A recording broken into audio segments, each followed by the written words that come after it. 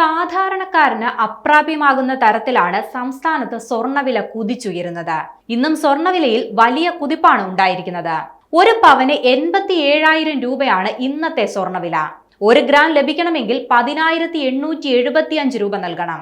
ഇന്ന് 880 രൂപയുടെ വർധനവാണ് ഒരു പവന് മേൽ ഉണ്ടായിരിക്കുന്നത്. സെപ്റ്റംബർ ആദ്യം 77,640 രൂപയായിരുന്നു സംസ്ഥാനത്തെ സ്വർണ്ണവില. ഒറ്റ മാസം കൊണ്ടാണ് ഇത് 87,000 ആയത്. കഴിഞ്ഞ സെപ്റ്റംബർ 9-ാം തീയതിയാണ് സംസ്ഥാനത്തെ സ്വർണ്ണവില ആദ്യമായി 80,000 പിന്നിട്ടത്. ഇന്നലെയും ഇന്നുമായി വലിയ കുതിപ്പാണ് സ്വർണ്ണവിലയിൽ ഉണ്ടായത്.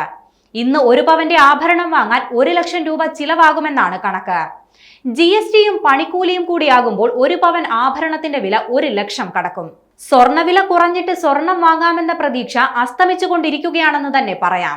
കാരണം ഓരോ ദിവസം ചെല്ലുന്തോറും വലിയ വർധനവാണ് സ്വർണ്ണവിലയിൽ സംഭവിച്ചുകൊണ്ടിരിക്കുന്നത്. ഓരോ ദിവസം കഴിയുന്തോറും സ്വർണത്തിന്റെ ഡിമാൻഡ് കൂടുന്നതാണ് വിലവർധനവിന്റെ പ്രധാന കാരണം. സെൻട്രൽ ബാങ്കുകൾ സ്വർണം വാങ്ങിക്കൂട്ടുന്നതും US കേന്ദ്ര ബാങ്കായ ഫെഡറൽ റിസർവിന്റെ തീരുമാനങ്ങളും സ്വർണ്ണവിലയിലെ കുതിപ്പിന് വഴിവെച്ചിട്ടുണ്ട്. ഈ വർഷം മാസം തോറും 64 ടൺ സ്വർണമാണ് സെൻട്രൽ ബാങ്കുകൾ വാങ്ങിയതെന്നാണ് റിപ്പോർട്ടുകളിൽ പറയുന്നത്. സ്വർണ്ണവിലയിൽ ഉണ്ടാകുന്ന ഉയർച്ച സ്വർണത്തിന്റെ ആവശ്യകതയിൽ ഇടിവുണ്ടാക്കുന്നില്ലെന്ന് തന്നെ എടുത്തു പറയേണ്ട കാര്യമാണ്. ആഭരണത്തിന് മാത്രമാണ് ആവശ്യക്കാർ കുറയുന്നത്. അതേസമയം ബാർ കോയിൻ, ഡിജിറ്റൽ ഗോൾഡ് എന്നിങ്ങനെ പല രീതിയിൽ സ്വർണ്ണ വിൽപ്പന നടക്കുന്നുണ്ട്.